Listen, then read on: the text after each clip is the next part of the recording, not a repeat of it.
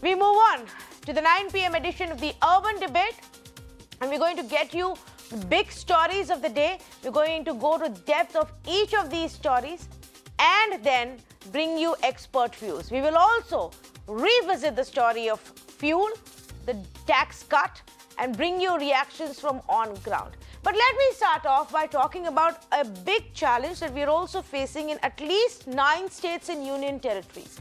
And not that of COVID, but actually of dengue. The central government has rushed a team of experts to 9 states and union territories as India recorded over 1 lakh cases of dengue. In fact, in some of the states and union territories, they have reported the maximum cases in current year and a big spike just in the last few weeks. Haryana, Kerala, Punjab are among the states which are showing in large numbers. The national capital recorded over 1,500 cases, 6 deaths. Rajasthan has recorded over 11,000 cases and 28 deaths. It's also now beginning to raise the alarm and red flags in the state of Uttar Pradesh. And so, while dengue is seasonal, every year we do see spike in certain regions. Right now it has become such a concern that the central government has sent its own teams to these states as well to look into what is going on.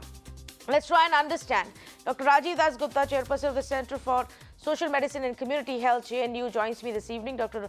Raja Lakshmi, senior consultant for infectious diseases at KIMS Health, Trivandrum, with me. Dr. Das Gupta, let's start off with you. Any particular reason why we're seeing this spike right now in so many states at this time? Hello. No, this is not unusual because the peak dengue actually happens post-monsoon, which is really October up to November. And on a bad year, it goes up to January next year, what we call a tail. So many a times it has a long tail. The question this year to watch out for is whether it will have a long tail.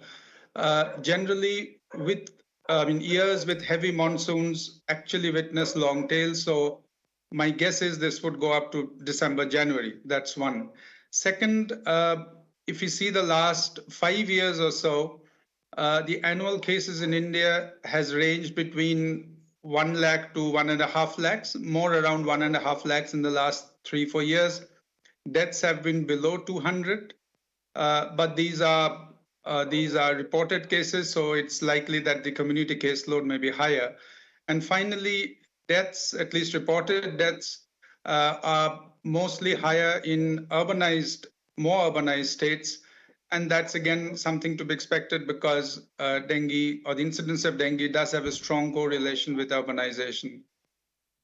Okay, interesting that you say that. How can we now, tackle this? One part that I see right now, at least from the data, is that the deaths haven't reached an alarming number. So clearly we're able to at least react on time, reach out to people on time and provide the treatment. Of course, in many of these cities, the healthcare infrastructure is now beginning to feel the burden. A large number of cases in hospitals running out of spaces. But Dr. Raja Lakshmi, what is it that is required to deal with this situation, and are we ready to do that? Dengue is a vector-borne disease, so it is a public health importance. Everyone, including community, should be involved in control.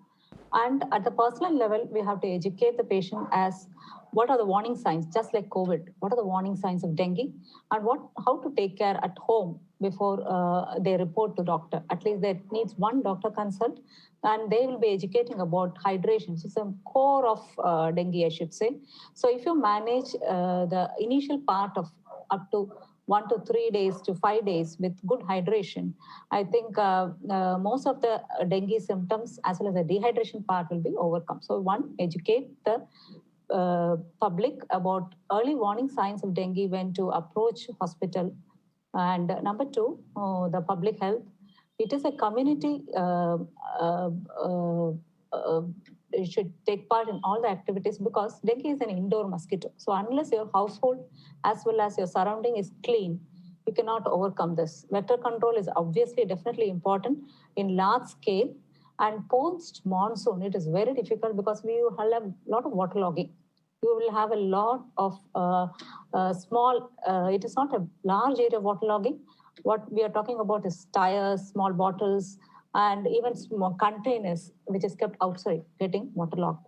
So in and around the house, if is taken care of, I think the mosquito breeding sites are taken care of.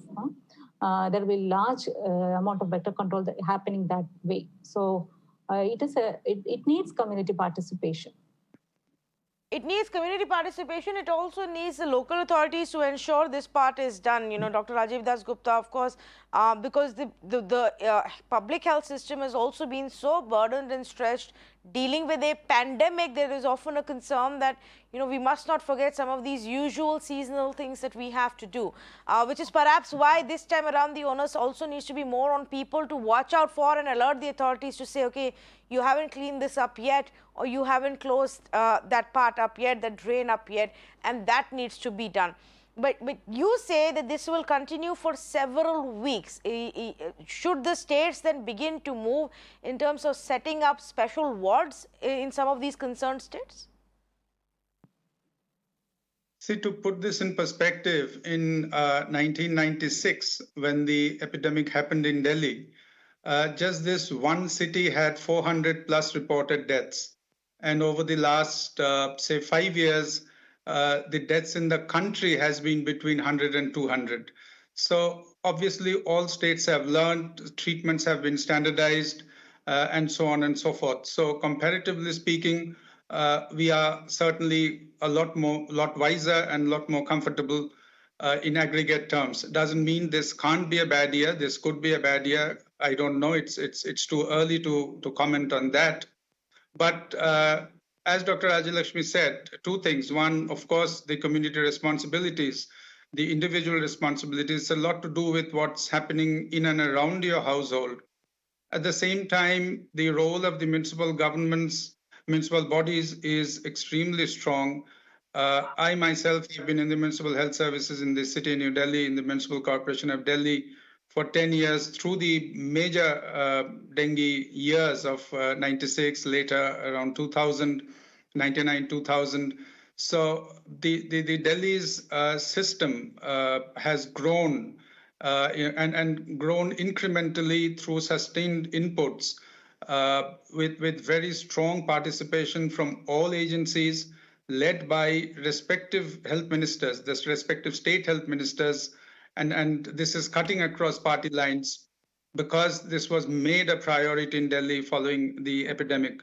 So, and if you see the Delhi government campaigns today, whether it's the Delhi state government or the municipal corporations, it's both campaigns as well as activities that are much better well-oiled machinery today. So it needs sustained efforts. It's one thing to limit deaths, to reserve beds and so on. That's at one level.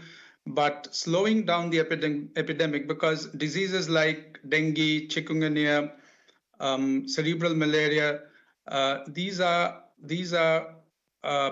mosquito vectors which grow in and around the house.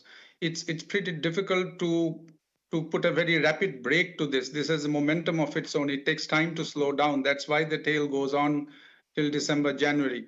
So one can't really do something magical overnight. Cutting down deaths, possibly yes, but cutting down on incidence of disease, it takes time to build up the system.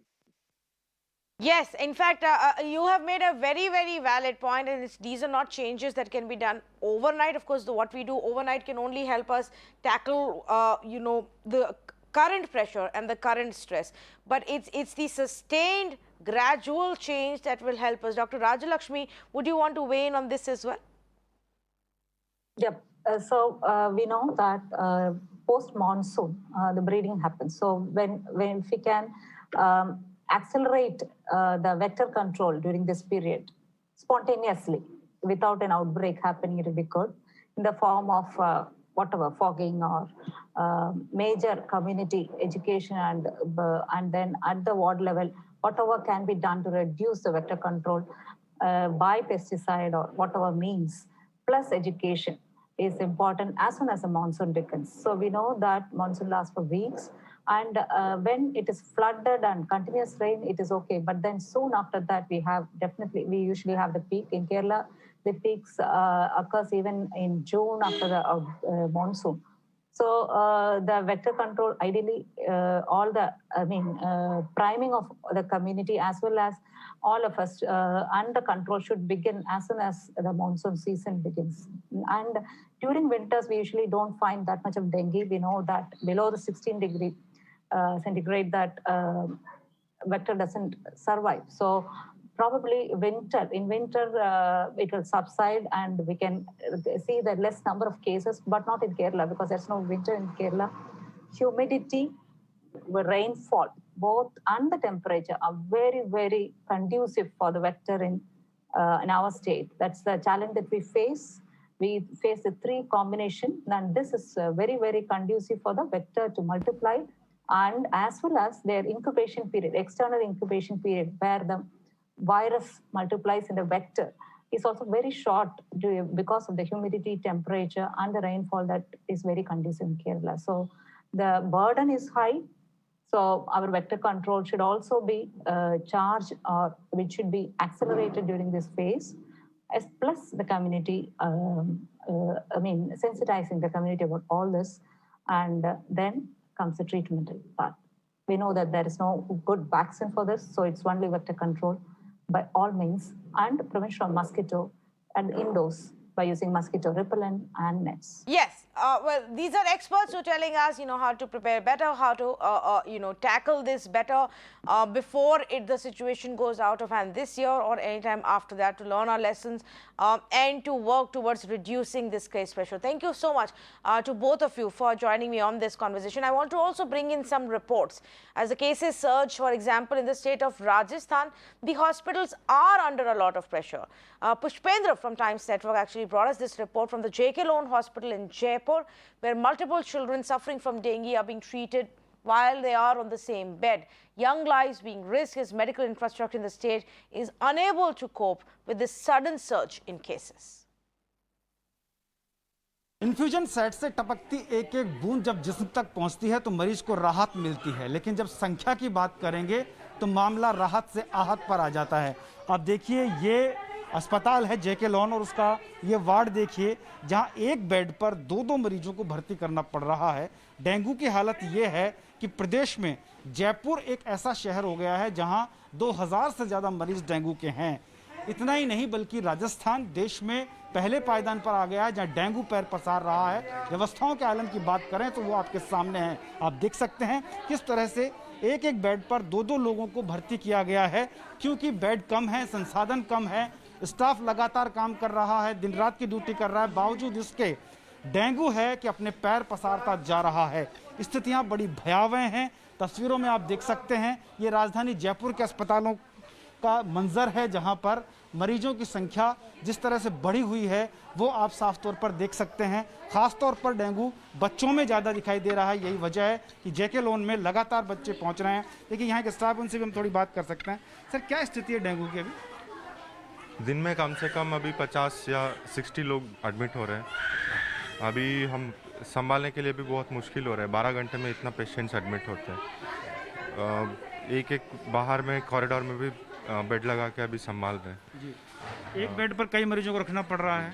जी, दो तीन, कभी कभी 2-3 भी हो जाते हैं। तो आप समझ सकते हैं कि स्थितियां क्या हैं। मरीजों को अलग अलग बेड देने की बजाय एक ही बेड पर रखना पड़ रहा है, वो भी तब जब कोरोना के संक्रमण काल से हम लोग अभी निकले भी नहीं हैं। अगर यही सब स्थितियां रही तो आने वाले समय में क्या होगा, ये सोचने वाली बात होगी। Thiruvananthapuram, Ernakulam and Kozhikode are reporting more dengue cases now, with 2,706 dengue cases this year. Cases have remained lower than 2017 and 18 Novembers. However, the continuing rains and waterlogging is a serious concern for the health officials. We have started to get more cases of dengue in Trivandrum. So we are prepared clinically, medically and facility-wise. But as a medical officer, I must advise my people to take the responsibility of cleaning our own surroundings by their own. Should not wait for healthcare personnel or LSD personnel to reach and advise. The first dengue case in Kerala was reported in 2017. Ever since then, the number of such cases was increasing in the state of Kerala, especially in Thiruvananthapuram district, Ernakulam and Kozhikode. Such cases has been reported more. I'm standing here in the General Hospital in Trivandrum, where majority of such cases have come for treatment. As you can see, people who are waiting here near the casualty here in Thiruvananthapuram. As in 2018, nearly 2,740 cases of dengue was reported. In 2019, it was 3,428 cases. In 2020, it's 2,550 cases. And in 2021, that's till October 31st, nearly 2,706 cases has been reported in the state. In Trivandrum, 346 cases has been reported. When we spoke to the medical experts, especially from the government health department, they say that especially in districts like Thiruvananthapuram, Ernakulam and Kozhikode, where the human inhabitation is very high, where the population is very high, more such cases, especially were in marshy lands and also in flats and places where more people stay. Such cases has been on the rise. With more and more medical experts and frontline warriors being sent for COVID duty, most of the corporations are facing issues, especially for manpower, especially for handling duties related to dengue, and hence the health experts are advising that people should exercise caution and ensure that their surroundings should be kept clean, and hence the Aedes mosquitoes, which has been the breeding point for a disease like dengue and other diseases, should be prevented. A central team will be visiting Kerala very soon to ensure what steps can be taken and what exactly the ground situation is and what are the preventive methods that can be given to the state government.